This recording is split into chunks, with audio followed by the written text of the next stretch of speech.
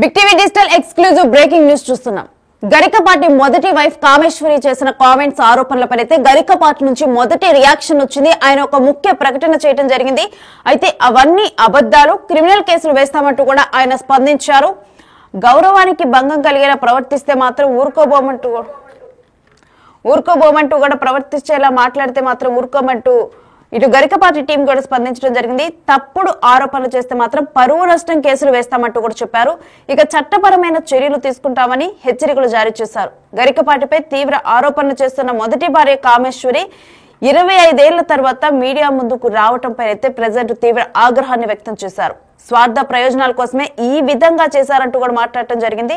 ఇక గరికపాటి తన జీవితం నాశనం చేశారంటూ కామేశ్వరి కొన్ని కామెంట్స్ చేశారు. తన ఆస్తుల్ని లాక్కున్నారు అని కూడా ఆరోపణలు చేశారు. అయితే గరికపాటి జీవితంపై వ్యక్తిగత విమర్శలు చేశారు కామేశ్వరి. అయితే ప్రజెంట్ దీని మీద అయితే ఒక గరికపాటి నుంచి ముఖ్య ప్రకటన రావటం జరిగింది. మనం చూస్తున్నాము. 7వ తారీఖున ఈ ప్రకటన విడుదల చేశారు. పద్మశ్రీ పురస్కార గ్రహీత అయిన డాక్టర్ గరికపాటి నరసింహారావు గారిపై ఇటీవల కొందరు వ్యక్తులు కొన్ని యూట్యూబ్ ఛానల్స్ తప్పుడు ప్రచారం చేసి పరువు తీస్తున్నారు. ఈ దుష్ప్రచారం వారి కుటుంబ సభ్యులను, అభిమానులను చాలా కలత పెడుతోంది. వారు చేసిన ఆరోపణలన్నీ నిరాధారం, సత్య దూరం. అలానే కొన్ని వేరువేరు సంఘటనలో గురువు గారు ఎవరికెవరికో చెప్పారు, క్షమాపణలు కూడా చెప్పారని, వారి గౌరవానికి భంగం కలిగే విధంగా ప్రచారం చేస్తున్నారు. అంతటితో ఆగకుండా వారి పారితోషికాలు, ఆస్తుల విషయంలో కూడా నిరాధార అసత్య ప్రచారం జరుగుతుంది. వీటన్నిటినీ మేము తీవ్రంగా ఖండిస్తున్నాం. ఈ విషయంలో ఇప్పటి వరకు వారిపై తప్పుడు ప్రచారం చేసిన యూట్యూబ్ ఛానల్ సంస్థలపై క్రిమినల్ కేసులు పెట్టడం, పరువు నష్టం దావాలు వేయటం జరుగుతుంది. కాబట్టి ఈ విషయాల్లో వ్యక్తులు గాని, సామాజిక మాధ్యమాలు గాని ఇకపై ఎటువంటి దుష్ప్రచారం చేసినా తగిన చట్టపరమైన చర్యలు తీసుకోబడతాయని గమనించగలరు. సో ఈ విధంగా కూడా ముఖ్య ప్రకటన గరికపాటి నుంచి కూడా రావటం జరిగింది. ఫస్ట్ రియాక్షన్ అయితే ఈ ఇష్యూలో కామేశ్వరి ఎప్పుడైతే గరికపాటి మొదటి భార్య కామేశ్వరి ఒక 30 minutes వీడియోని అయితే రిలీజ్ చేశారు సోషల్ మీడియా వేదికగా. అప్పటి నుంచి ఈ కాంట్రవర్సీ అనేది కూడా స్టార్ట్ అయింది. ఇక ఆ తర్వాత కూడా గరికపాటి గురించి కూడా చర్చలు ఇవన్నీ కూడా జరుగుతూ ఉన్నాయి. సో ప్రెసెంట్ ఈ నేపథ్యంలోనైతే వాళ్ళు ముఖ్య ప్రకటన ఒకటి విడుదల చేశారు. అయితే ఇప్పుడు ట్విస్ట్ ఏంటంటే దీని మీద మరలా కూడా మొదటి భార్య కామేశ్వరి మాట్లాడటం జరిగింది. మరలా ఆమె రియాక్షన్ ఇచ్చారు.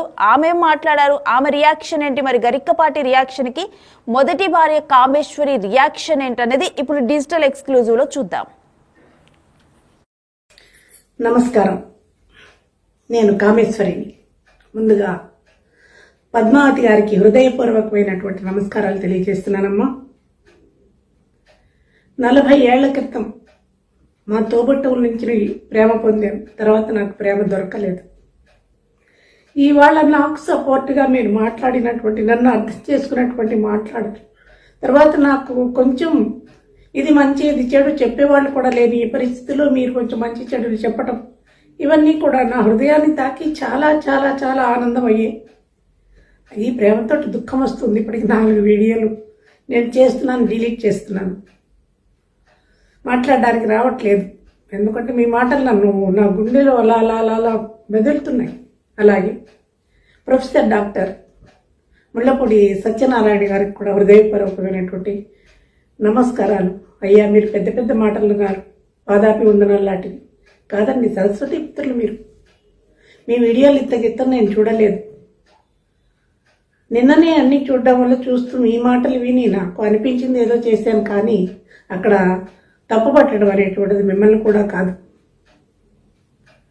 అందువల్ల మీరు పెద్ద మాటలు, పాదాపి వందనాలు లాంటివి చెప్పకూడదు. ఎందుకంటే సరస్వతి మూర్తి భవించినటువంటి వ్యక్తులు మీరు. సలహాలు ఇవ్వాలి, చిన్నవాళ్లే కాబట్టి ఆశీర్వదించమని నేను అడగడం లేదు. ఇంకా పద్మావతి గారి దగ్గరతో చెప్పాలంటే, అమ్మా, అర్థం చేసుకున్నారు ఒక స్త్రీ హృదయాన్ని. అలాగే తప్పులు అటు ఇటు ఉన్నాయనేటువంటిది కూడా నిజం. జరిగిన విషయాల్లో చాలా చాలా చెప్పాలి, కానీ మీకు తెలియదు. ఆ వ్యక్తి ఒక లేడీ సైకో. ఒక స్త్రీ జీవితం నాది ఎలా నలిగిపోయింది అనేటువంటిది మిమ్మల్ని నేను పర్సనల్గా కలిసి చెప్తాను. మిమ్మల్ని ఒకసారి మా ఊరు తీసుకెళ్తాను, బోడపాడ అగ్రహారం తీసుకెళ్ళి వాళ్ళ ఇల్లు ఎక్కడుంది, మా ఇల్లు ఎక్కడుంది, అక్కడ జరిగినటువంటి సంఘటనలు అన్నీ కూడా తప్పకుండా నేను మిమ్మల్ని బోడపాడ అగ్రహారం తీసుకెళ్తాను. ఇంకొక మాట, గరికిపాటి ఎప్పటికీ వీడియోల ముందుకు వచ్చి మాట్లాడలేడు. ఘోరాతి ఘోరమైనటువంటి పరిస్థితులను నాకు తీసుకొచ్చి నా జీవితాన్ని నలిపేశాడు. అందుకే స్త్రీ సైకో అన్నాను. పైకి చెప్పేటువంటి ఈ సరస్వతి పుత్రుడిలో నీచాతి నీచమైనటువంటి భావనలు చాలా ఉన్నాయి. అయితే ఇంకొకటి కూడా చెప్పాలి, తప్పు చేసినది 40 ఏళ్ల క్రితం. అప్పటికి సరస్వతి పుత్రుడు కాదు, సామాన్యమైనటువంటి వ్యక్తి, నీచమైన భావనలు ఉన్నటువంటి ఒక దుష్టుడు. దుష్టత్వంతో నన్ను చూశాడు, నా జీవితాన్ని తగలబెట్టాడు, నాశనం చేశాడు. ఇప్పుడు సరస్వతి పుత్రుడు, ఇప్పుడు జ్ఞానం వచ్చింది. ఇప్పుడు అలాంటి వెర్రి పనులు చేయకపోయినా లోపల ఉన్నటువంటి ఆ స్త్రీ పట్ల ఉన్నటువంటి ఒక ఏహ్యమైనటువంటి చాలా అసహ్యకరమైనటువంటి భావనలతోటే ఆ స్త్రీలను అలా విమర్శిస్తాడు. లోపల ఉన్న వ్యక్తి గురించి మీకు తెలియదు. అది మీడియా ముందు కాదు, ప్రపంచానికి చెప్పేటువంటి విషయాలు కాదు. భర్త ఎలాంటి వాడు భార్యకి మాత్రమే తెలుస్తుంది, తల్లికి కూడా తెలియదు. ఇక్కడ భార్య అని నేను అనట్లేదు, అది చాలా నీచమైనటువంటి పదం నా దృష్టిలో, నా విషయంలో. అక్కడ ఏం జరిగింది అనేటువంటిది సూక్ష్మంగానే చెప్తాను, లెంగ్తీగానే చెప్పను. వ్యామోహంతో జరగలేదు అది. రావణాసురుడు సీతను ఎత్తుకెళ్ళాడు, తీసుకెళ్ళి రాక్షస స్త్రీలని కాపలా పెట్టాడు. ఎందుకు ఆమె మనసును మార్చండి అని. సీతాదేవి అక్కడి నుంచి ఎక్కడికి పారిపోతుందండి? ఎక్కడికి తీసుకొచ్చాడో తెలియదు. ఎలా పెడుతుంది సీత? ఎక్కడికి పెడుతుంది? చుట్టూ రాక్షసులు ఉన్నారు కదా. నా పరిస్థితి అదే అయ్యింది. నీకు నిజాలు చెప్తున్నాను నేను. వరంగల్ జిల్లా నర్సంపేట తాలూకా ఖానాపురం నేతాజీ గురుకుల విద్యాలయం, ఇప్పటికీ అది రన్నింగ్. ఎవరికైనా డౌట్ ఉంటే వెళ్ళి చూడొచ్చు. అక్కడ పొలాల మధ్యలో స్నేహితులతో కలిసి ఈ దుష్టుడు ఒక స్కూల్ పెట్టాడు. ఇదే నేతాజీ గురుకుల విద్యాలయం. స్కూల్ రన్ చేస్తుంటే నాకు చిన్నప్పటి నుంచి మా 18 పురాణాలు చదివేయడం చాలా గౌరవంగా ఉండేదాన్ని. గౌరవంగా మాట్లాడేదాన్ని. ఏమయ్యా ఏంటి అంటూ మాట్లాడేదాన్ని. వీళ్ళన్న చాలా అందమైనటువంటి వాడు. మా మామగారు చాలా అందమైనటువంటి వాడు. మా అత్తగారి రూపమే ఈ గరికిపాటికి వచ్చింది. ఆయనతో నా వివాహం అయింది, కానీ కుటుంబాల మధ్య విభేదాల వల్ల పెళ్ళైన 3వ రోజు నుంచే నన్ను పుట్టింటికి వెళ్ళనివ్వలేదు. మా ఇద్దరి మధ్య ఎప్పుడైనా గొడవ వస్తే మీ నాన్నది మా నాన్నదే అనుకోవడమే తప్పితే మా ఇద్దరి మధ్య గొడవలు లేవు. ఎందుకంటే మాది అన్యోన్యమైనటువంటి దాంపత్యం, మంచి జీవితం నాది. చాలా ఇష్టం ఉండేది. అందరూ మీ ఇద్దరిని చూసి చక్కటి జంటను ముచ్చట పడేటువంటి వాడు. అప్పటి నుంచి దుష్టమైనటువంటి కన్ను వేశాడు ఈ దరిద్రుడు. నేను ఖాళీగా ఉన్నాడు, ఉద్యోగం లేకుండా. మీ అన్న ఉద్యోగం ఇచ్చి చూడబయ్యా, నువ్వు స్కూల్ పెట్టావు కదా అని నా కర్మ కాలి అడిగాను. ఉద్యోగం ఇప్పిస్తానని తీసుకెళ్ళినటువంటి ఈ మనిషి అదే సమయానికి ఒక 4 రోజులు ఉద్యోగం చేస్తూ ఉండగా వీళ్ళన్నకి ఉద్యోగం విశాఖపట్నంలో వస్తే జాయిన్ అవ్వడానికి పెడుతుంటే నేను కూడా పెడతాను, నేను ఇక్కడ ఉండను, వస్తానని ఆ మనిషిని పట్టుకుని ఏడిస్తే ఈ నీచాతి నీచుడు ఏమన్నాడు, ఇద్దరు ఒకసారి వెళ్ళిపోతే ఇక్కడ టీచర్లు తక్కువ అవుతారు, అది 5వ క్లాస్ ఉన్నటువంటి చిన్న స్కూలు, నా అవసరం లేదు. కానీ అన్నకి మాయ మాటలు చెప్పి నేను వారం రోజులు ఒక 10 రోజుల్లో చూసి నేను పంపిస్తాను, నువ్వు ఉంచు అంటే వేరే క్యాస్ట్ వాళ్ళైతే గుంజి లెంపమి కొట్టి నా పెళ్ళో ఇక్కడ ఎందుకు ఉంటుందిరా అని పట్టుకెడతారండి. మేము బ్రాహ్మణం కదా. అటువంటి అది ఆ పొగరనండి, లేకపోతే ఆ ధైర్యం కానంటే అది లేదు. ఆ ధైర్యమైనటువంటి ఆలోచనలు వాళ్ళకి రావు. బ్రాహ్మడు తెలివైన వాడు కానీ భయస్తుడు. పైగా ఈ అన్నగారికి తమ్ముడు పట్ల అపారమైనటువంటి నమ్మకం. తమ్ముడే కదా ఉన్నాడు వాడు, నీకెందుకు భయం, ఈ అడవి అయినా పర్వాలేదులే అని నాకు నచ్చ చెప్పి నన్ను వదిలేసి వెళ్ళిపోయాడు. కానీ కూడా తీసుకెళ్తే ఇంత బాధ ఉండకపోను. కానీ నా కర్మ అది కూడా. ఇప్పుడు సత్యనారాయణ గారు మొదలప్పుడు సత్యనారాయణ గారు చెప్పారు చూసారా, గత జన్మవేవో ఉంటాయి, ఆ కర్మలే నడిపిస్తాయి. ఈయన వెళ్ళిన 2వ రోజు నుంచే వీడు ప్రవచనాలు మొదలెట్టాడు నా దగ్గర.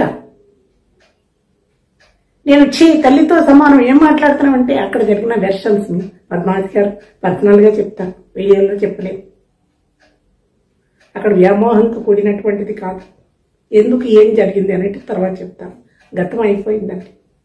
పాపమో పుణ్యమో, క్రితం జన్మ పాపాన్ని నేను కూడా అనుభవించబట్టే కదా ఈ జీవితం ఇలా అయింది. లేకపోతే ఆ మనిషితో ధర్మంగానే బతికి హాయిగా నాకు పెళ్ళిళ్ళు, పూజలు, నోములు, వ్రతాలు ఇష్టం, మనస్ఫూర్తిగా ఇష్టం. అన్నింటినీ కోల్పోయాను. నా కర్మ, వీడి పాల్పడ్డా.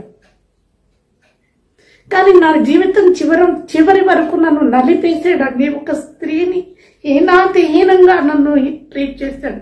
ఇది కూడా నేను వీడియో ముందు చెప్పలేదు. మీరు మీ నంబర్ ఎక్కడున్నారో చెప్తే నేను మీకు పర్సనల్గా చెప్తాను. అప్పుడు గరికపాటి నిజస్వరూపం మీకు అర్థమవుతుంది. ఆయన వీడియో ముందు జీవితంలో రాడండి. నా ఎదురుగా కూర్చుని నేను చెయ్యలేదని చెప్పమానండి. ఆయన చేసిన దుష్ట చర్యలన్నీ నేను బిట్టు నేను రెడీగా ఉన్నాను.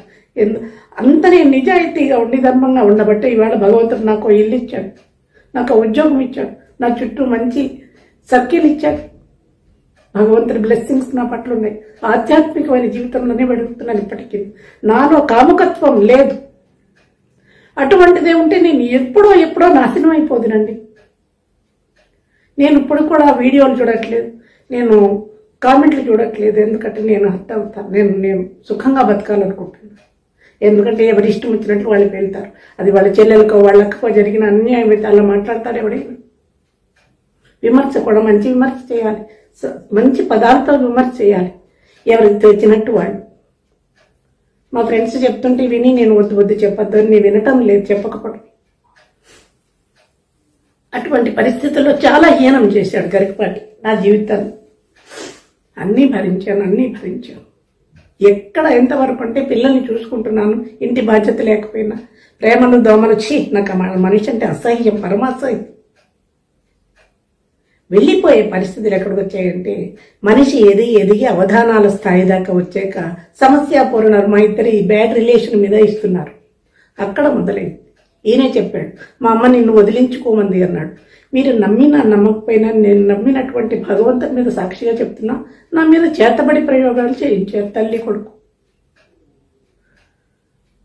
ఆ ప్రభావం ఉందో లేదో అవన్నీ నేను చెప్పలేదు. ఎందుకు చేస్తున్నా? నీ మేలుకోరి, నా మేలుకోరి చేతబడి ప్రయోగాలన్నీ చేయించాడు, నా చేత చేయించాడు. ఇప్పుడు అన్నీ ఏమీ లేవు అని అబద్ధాలు చెప్తాడు, వాటి మీద నమ్మకం లేదంటాడు. అప్పుడు ఆ మనిషి చేసినటువంటి పని. ఇప్పుడు నేను చేస్తున్న ఈ వీడియో మిమ్మల్ని మా ఇంటికి తీసుకొస్తాను రండి పద్మావతి గారు. నా ఇంటి చుట్టూ నేను మాట్లాడుతుంటే అందరు దేవతల ఫోటోలు ఉన్నాయి. వాళ్ళు ఎదురుగుండా మాట్లాడుతున్నా, నిజమే మాట్లాడుతున్నా, తప్పు మాట్లాడాల్సిన అవసరం ఏముందండి.